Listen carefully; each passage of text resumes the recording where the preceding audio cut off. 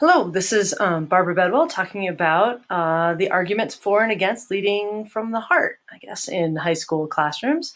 The traditional leadership model about, leading from the mind, I guess, is more about that position of power where your leader is sort of at the top, they have the vision, and a leader's job is seen as sort of telling others what to do and how to do it. It's their job to sort of enforce the policies of the company and to make sure that everybody gets the job done that they need to get done.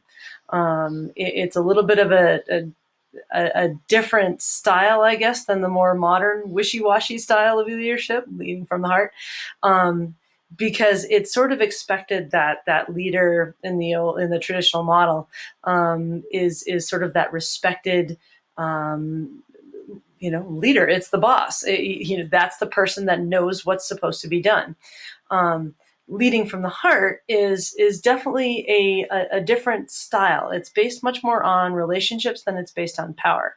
And as a result of that, the leading from the heart model can often be perceived as being too soft. If you don't tell those employees what to do, if you don't keep an eye on them, they're going to take advantage of you, or they're going to push you around. They're going to get away with all kinds of behavior that they're not supposed to get away with.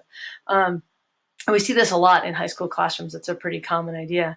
But leading from the heart is actually supposed to be more about building relationships and building capacity, about trying to figure out what individuals' strengths are and then allowing them to work towards those strengths. Yes, you have to make sure that you're a well-rounded individual, especially as a teacher, but letting a student communicate in a way that builds their strengths isn't a way of letting them get away with something. Rather than trying to catch them doing something wrong, it's more about encouraging them to do something that they're passionate about, and encouraging them to get better at what they're doing rather than feel like they're always doing something incorrectly. So with leading from the mind, or so that enforcement model of leadership, there is very little room for flexibility. There's very little room for individual choice.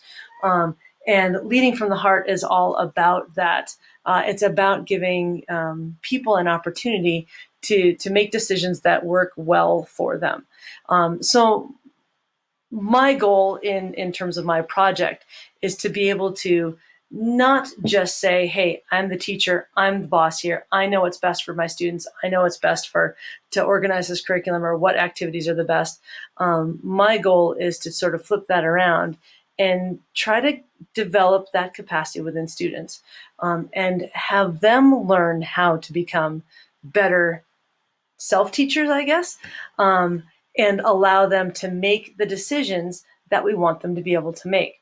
So my process is called Tahoe as a Classroom. It's the idea about switching the way that we teach to be more student-driven as opposed to more teacher-driven. How can we give students the opportunities to grow and learn and to become future leaders rather than to simply become compliant students? Following rules is fine, but those aren't necessarily the people that we want to lead our next generation, especially with climate change and all kinds of other crazy things that are happening. So my job as department chair is to, number one, set that vision, have that dream, and then to be able to build those relationships and to build that capacity within not only my staff, but also my students. So one of the biggest things will be to bring other teachers on board and to help them determine what that Tahoe as a Classroom is going to look like for all of us, not just for me as a department chair, but for us as a department. How can we make our dream science department? We need to make sure that we're getting the students involved, since that's going to be their classroom, but I want to make sure that they feel empowered within their school, not just within our classes. Our students are kind of disengaged and feel disconnected. And so Tahoe as a Classroom is about learning how to reconnect them with their education, not just to force yet another project on their heads. I'm also going to need to build capacity and that relationship building within parents. They need to understand why their kids are being taught in a different way and how that's different from the classrooms that they grew up in.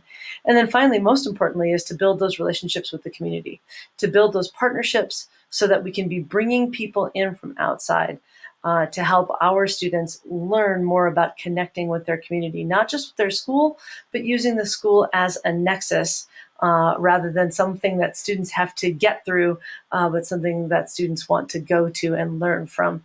More of that workspace as opposed to just a drudge work kind of a job. So Tahoe as a classroom is about empowering the mind by making connections with the heart. So thank you for listening, and have a good day.